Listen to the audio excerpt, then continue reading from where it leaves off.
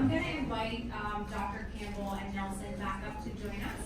We have some predetermined questions, again, that were submitted to us either through audience members that are with us tonight or who were involved in our press conference earlier this afternoon. So again, we really appreciate the time folks up to submit questions and be interested. So we'll do some predetermined questions, see about how long that takes, and we may have time for one or two questions from the audience. So please be thinking of this in the meantime.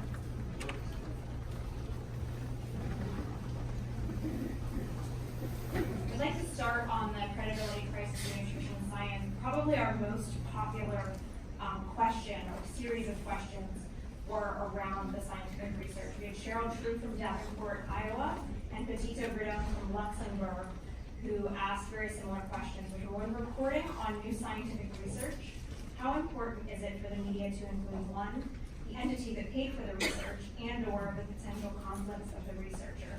And to that end, how does the average person uncover serious science versus scams? I thought maybe these questions might be easy. That's an excellent question and a very pertinent one, quite frankly.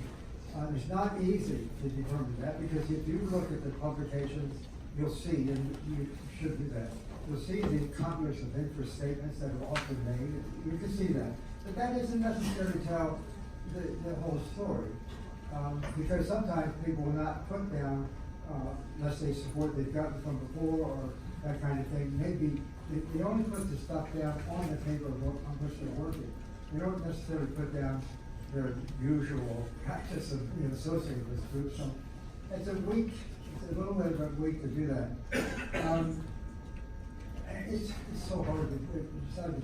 Actually, we're all in science, I have to say, biological science. Most people are biological science. We are within a paradigm thinking, all of us, really.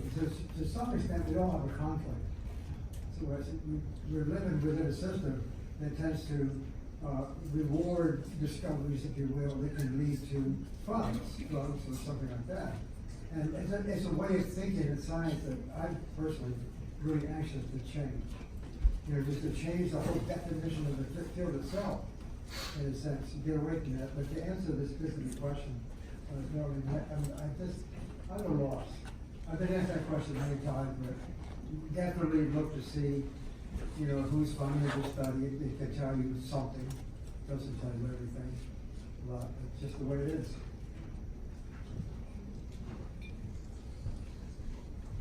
And moving over to the grassroots movement.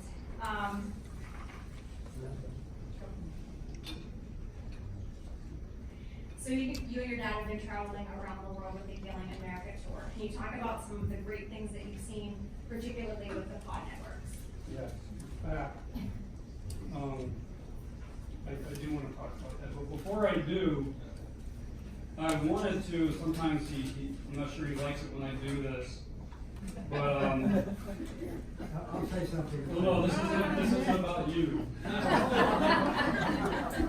My other buddy is here tonight, and he's a pioneer in the field.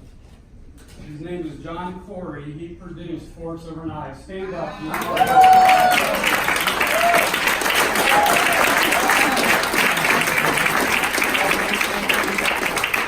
And of course, PlantPure Nation.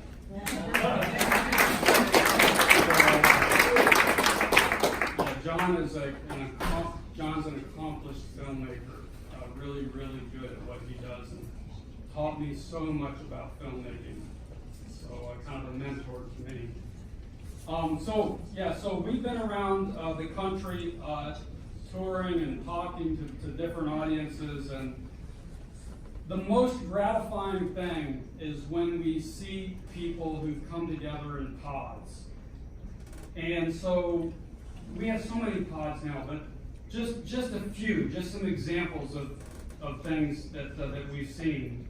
So Kelly and Emma Farrell, mother-daughter, a duo in Reno, Nevada, they started a pod that went from 2 people to 70 people in just 2 months. There's a couple of ladies up in the northern part of Michigan. It's a very sparsely populated area, if you've ever been up there.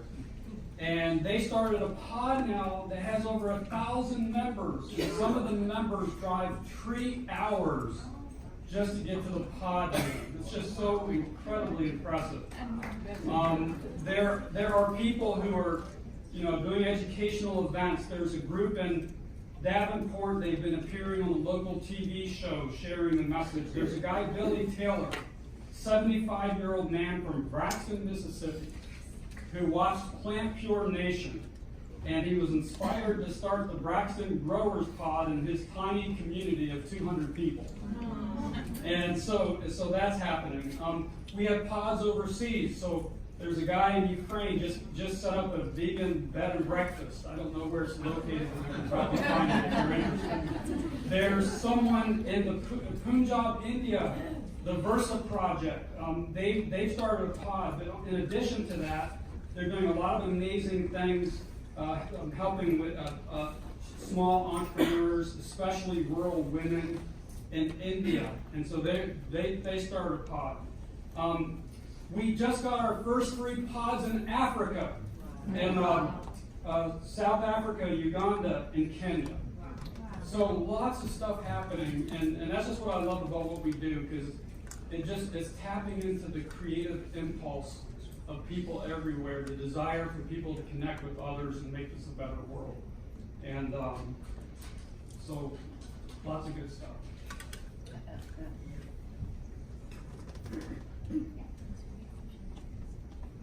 This question was submitted actually just last night. What's the best source of real scientific research on food-based impact on our health, and how do we access it? Read the China study. Ebola, if that's not enough. There's a lot of books out there at the present time, and I want to acknowledge a lot of my colleagues that work in this area. So there's a big, I should take the opportunity of saying there's some differences of opinion, obviously, but be aware that there's fairly small differences for the most part. There's a little bit too much competition in this field, unfortunately, but the differences that you may perceive and you've heard of, they're kind of small compared to the big story. We really, most of us agree with 80 to 90%, probably most of the time. Just eat the plants. Just eat them. If you're scientifically inclined, you want to know a little more detail about it, there's fantastic science in this. It's very exciting. And I'm really convinced that we now have the formula to describe this science in a way that it's rewarding to understand. And I'd like to add to that, which many of you are probably already familiar with, nutritionfacts.org. Our Gregor's team goes through the various studies that come out each year and puts them in really bite-sized amounts, so even people who are involved in the plant-based movement have access to information on topics that they're really interested about. Cancer, high blood pressure, the benefits of kiwis, you name it, it's included there. Nelson, you talk frequently about changing the world from the bottom up. Why do you think that's so important? Before I answer that question, there's one other pod I wanted to call out that Jody already did, but I will again. Amy from Pittsburgh. I think Jody mentioned that. Sally? And Amy from Florida. Oh, that's right. So sorry. So I should call out Sally too, because she wrote a great book that's out front here, by the way. Sally done some really beautiful work. And then Amy from Southwest Florida, who's gotten 30 restaurants in her community to add plant-based options. And her husband. So here's what happens when we go out and we talk to people. Sometimes the most enjoyable part is what happens after the talk. And we get people coming up and sharing all kinds of ideas and stories, and it's really great to meet everyone. But 3/4 of the time at least, it's someone coming up and talking about an idea. Could we do this? Could we do that? They have this creative impulse, this idea to do something in their local community. And I know as an entrepreneur how many times I've gone to bed at night not knowing when I got up the next morning if we were going to make it or not. And something always happens. We had an idea, something happened we didn't expect. But I've seen how it's possible to make something from nothing. And I see that in everyone else that I'm talking to. People have the same creative impulse, the same desire to create and connect. So imagine what we could do if we all connected to one another and we shared information about best practices. And we had resources and education and inspiration to make things happen. This is how we're going to heal the world. And it's also analogous, too, to biology and how the body works. You know, the body works when all the trillions of cells are healthy and they're achieving their highest and best performance, and they're living according to their function, and they're all coordinating and communicating with one another. That's how the body achieves health, and that's true with society as well. We are the cells, you know, and we need to become empowered and connect with one another to make change. So this is how we're going to do it, and we need to stop, as I said, we need to stop the partisan bickering, and we need to all come together around this idea. How do we empower communities? And that has vast repercussions. It could affect our system of taxation. It could affect all kinds of things. But this is what we should be talking about, in my opinion.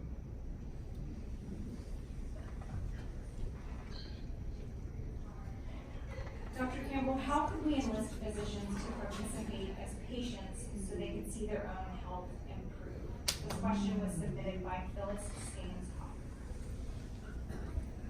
That's a very good question. I had an idea about that exactly.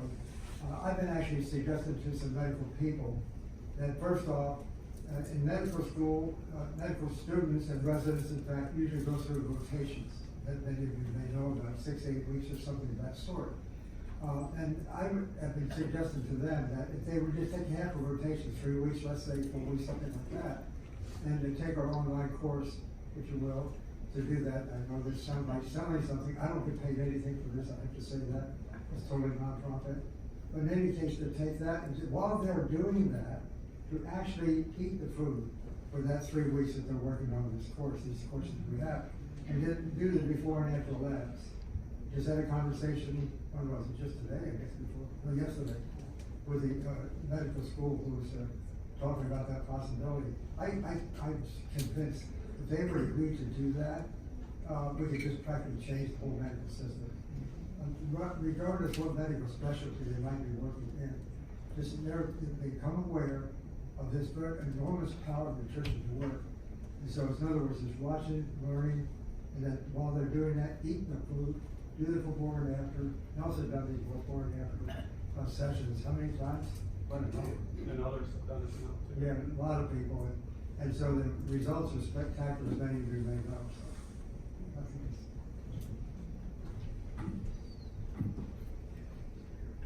nice. This question was submitted from Babette Miles. What is the impact of corporate and political interests in promoting nutritional propaganda to the medical community and the general public? So what's the question? He blanked out. Give me a syllabus. I keep trying to get him to settle the seat. So what was the question? What's the impact of corporate and political interests in promoting nutritional propaganda to the medical community and the general public? Okay, there he goes. I spent about 20 years actually in policy development in Washington on food and health matters for 20 successive years, and got really up close to the interface that occurs between science on the one hand and let's say government and industry on the other. And I saw the backroom stuff. I saw the way that we try to change words. I have to tell you, the one figure of speech that really has a lot of power is the adjective. You can do amazing things with adjectives. You can prepare a report, think about the adjectives you attach to it, and you can change the whole content. And so, again, the industry, I understand industry. I really understand, because after all, they are trying to get the bottom line, it's clear. I don't like their claims, obviously, in many cases. But on the other hand, I think, and also this one other word that we sort of got used to was expression. We have the best government that money can buy. And, no, Sitting on these panels, these expert panels and things like that, we usually have a person or two or so representing the corporate sector fair enough. We need to hear their views. But I've been involved in Washington, sort of meeting with some fairly senior people at times. And we can sit down around the table. I did this with my colleague, Dr. Esselton, for example, 3 different times. We can talk to fairly senior people, sometimes doctors, and they can understand what we're talking about, get enthusiastic about it. But if they are elected, no, we can't repeat it again. Or if they're working for somebody who is elected, that's tough too. So the people in government, unfortunately, are constrained. They really are seriously constrained. I'd like to see more people speak out, just take the chances. But that's the fact of life. Nelson and I go back and forth. Well, there's just one quick thing I would add. You know, when I was young and growing up, and you came home and you were talking about your struggles, you know, he, as you all know, put up with enormous hostility, even at his own college campus. And it was really getting pretty bad. And I remember the conversation where you said, you know, if I keep doing this, I could lose my job. Maybe, you know, we might have to move and live in a trailer. And, you know, how would you guys feel about that? And us kids, we loved the concept. Because that meant we could all be together in one room and bounce off the walls. But, you know, we had that conversation, and he did risk his career. And, you know, even what I do, I you know, spent a retirement on this. And I had the same discussion with my own wife about, you know, hey, if this doesn't work, what are we going to do?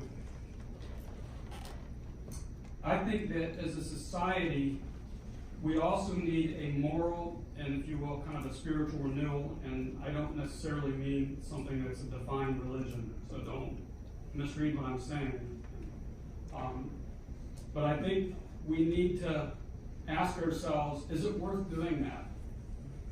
I don't understand how someone can go into a big system and have a job that's based on hurting other people and make a living, and then knowing that they're doing that.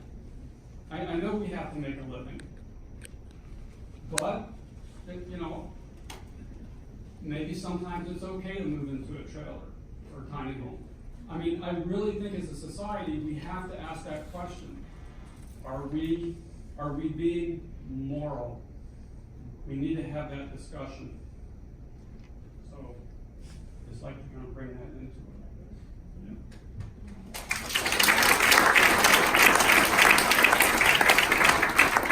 The last predetermined question.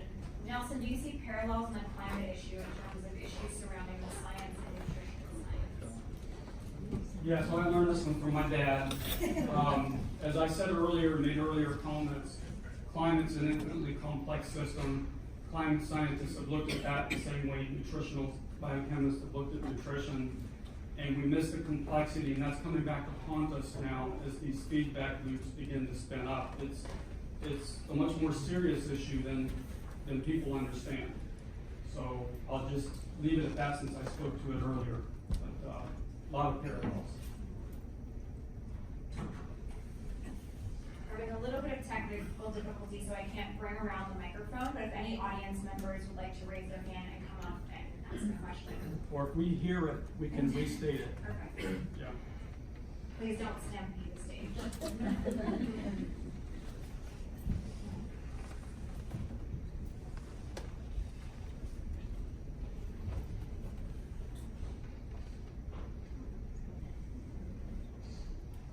Hi, I'm Alan, and my question is, or I'm trying to get a comment from you, is that I feel like getting the produce producers is a great idea in terms of advertisement, but in the long term, you know, I know another industry that's really that would be really interested in that would be the genetic modification industry. As we know, we saw the glucose metabolism chart. And the whole idea of genetic engineering is to knock out certain genes. but we know certain genes can do a lot of different things and affect a lot of different enzymes. So if the idea is a whole food plant-based diet can put in a lot of nutrients in, knocking out certain enzymes can reduce the amount of possibly reduce the amount of nutrients, as well as introducing new chemicals in the food that the body has never known before. And did it kind of that? Yeah, so, really good question, but I just want to say one thing, and I know you have something to say about this one. So I was at the, meeting of the, with the executive team, of the